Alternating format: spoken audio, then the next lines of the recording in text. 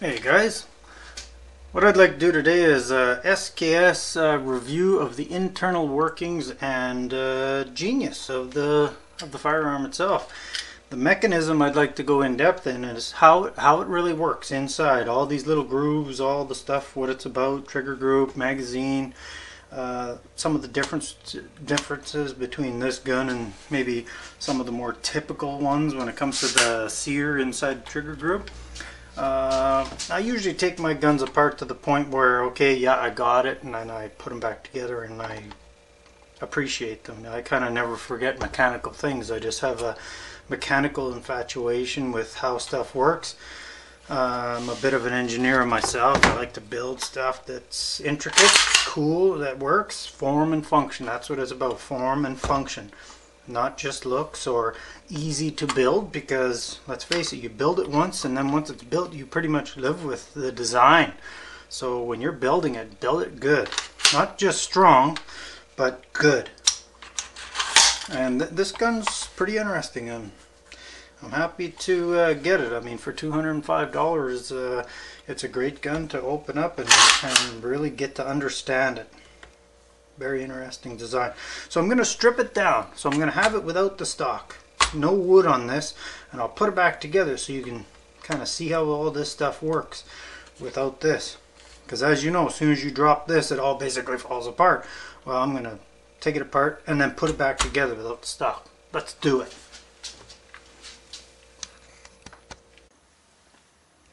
Okay, trigger group. Let's talk trigger group. This one's pretty cool. Different from anything I've been exposed to for guns. What's cool about this thing is it doesn't have the normal sear that you normally see if you're familiar with sears. But this thing, see the travel in that? It needs to be so happy where it lives for this to fire. For this trigger to actually make the hammer swing up and do its job of smacking the firing pin. But this thing just needs to be perfect. Can't be here, can't be here, can't be here. You know, it has to be just perfect or it won't fire. And I can see through this little window and basically simulate it and, you know, do it here for you, because I can kind of see what I'm doing here. I'll try and make you be able to see. So basically I'm going to look in this little window and I can... So when I do this, I can see this little rod going here and poking through this window, and I can see the corner of this thing. So anyways, basically when it's just right, I'll show you how this thing smacks the thing. Okay, there. So you saw how that, with authority, that little, not only the spring, but this lug is heavy, and it's meant to smack that firing pin. So we'll talk a bit about more of that when we get the gun assembled. So let's put the magazine. I'll zoom you guys back out so that you don't miss a bunch of this in case I'm not paying attention to where the camera is. So the magazine catches on this little chummy there, and basically for this to hold back, there's a little catch inside here that's held up only with the spring inside here, actually. But I'll have to simulate it for this case. I probably should see if I can show you that little guy. Let's zoom you in. See if I can do this. Because I don't know, maybe you guys, same as me, interested in this stuff. Let's see if you can see it. Okay, see that? The magazine pushes that up. And we'll talk more about how that operates. But basically I need to keep that open, because that's what that thing does. It holds the bolt open regardless of the magazine. You know, the magazine could be full or empty. You could be loading it with the stripper clip. That little chummy right now is holding this open.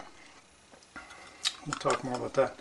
So let's zoom you back out, and let's go ahead and assemble it.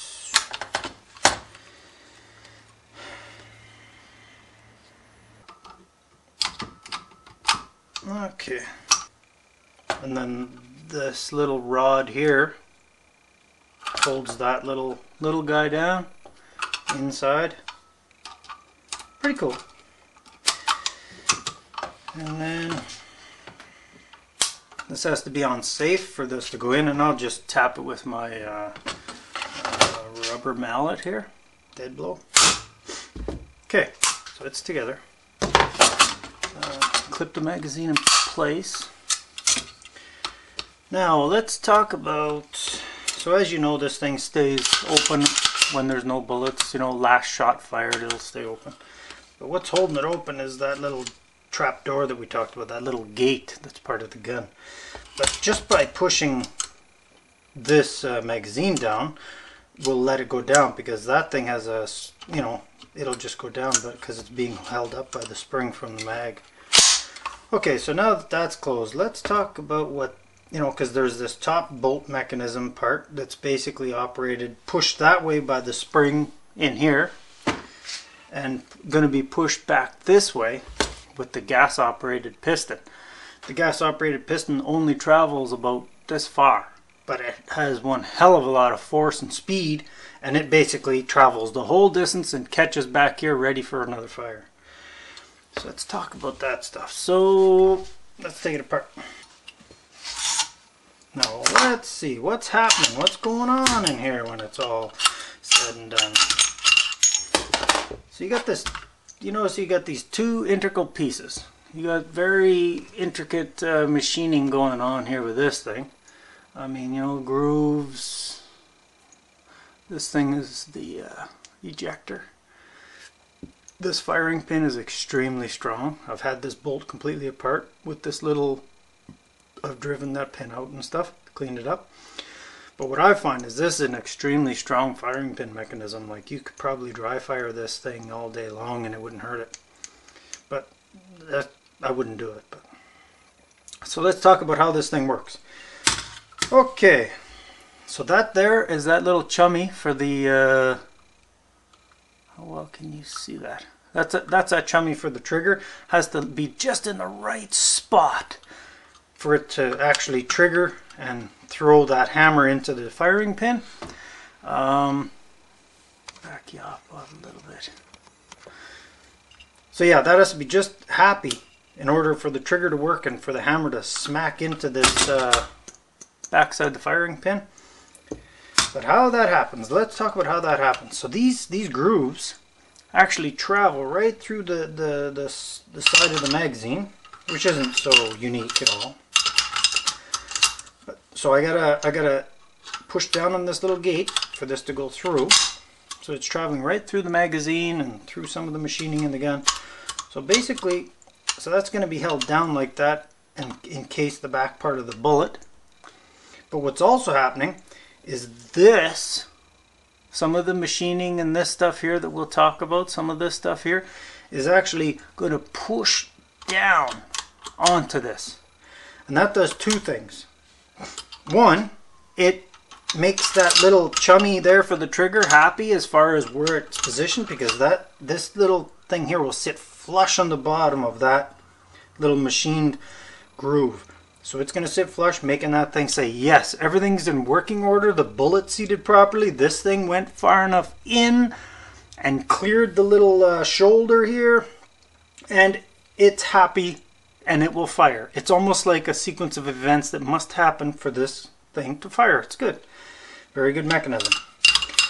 So that's one of the things that's going on when it ramps down. The other thing is, it's being, see right now it'll go back, but when that thing goes down, it's held in place by, there's a little machine shoulder inside there.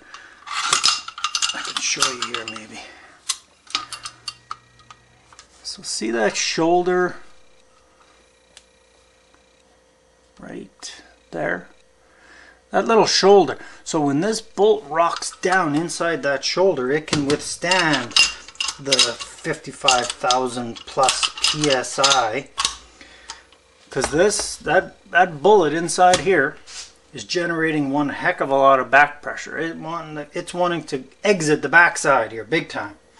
But because this bolt is holding it, it just will not come back, period. It's held inside that spot. Let's talk about how that gets achieved. So this obviously is operated by this spring, so it pushes this nicely into place. But when this hits the bullet and some of this action stuff in here, it comes to a head, and boom, it goes like this and gets pushed back, and now that's basically fire position. But you saw what happened there? It ramped up. See that? And so basically that's rock solid right there. That's firing position.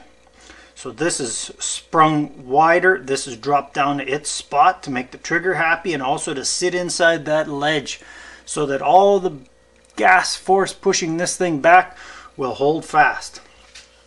So then you're probably wondering, okay, why wouldn't it want to hold, why would it want to hold there? Well, let's talk about that. So what's happening is the bullet is traveling down the tube, gets to the gas block. Now the energy that was pushing the bullet out up until this point is now being shared. It's pushing the bullet, plus now some of it's being exited out this gas tube, and it's going to hit this little piston, and this little piston is going to push back. But it's not going to push this. This thing is still locked inside that, inside of its shoulder, held fast.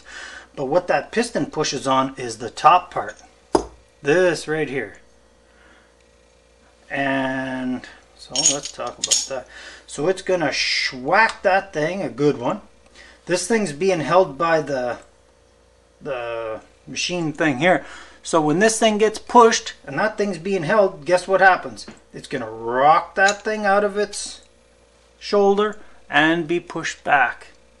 And then we'll catch for the next shot. So all those sequences of events is, I don't know, I find them extremely interesting. And believe it or not, once I go through the workings of any mechanical device, it just, I couldn't forget it if I tried. And I'm just thrilled to get a chance to hold and play with this gun and figure out what makes it tick, because I think it's pretty interesting. So thanks for watching my video, and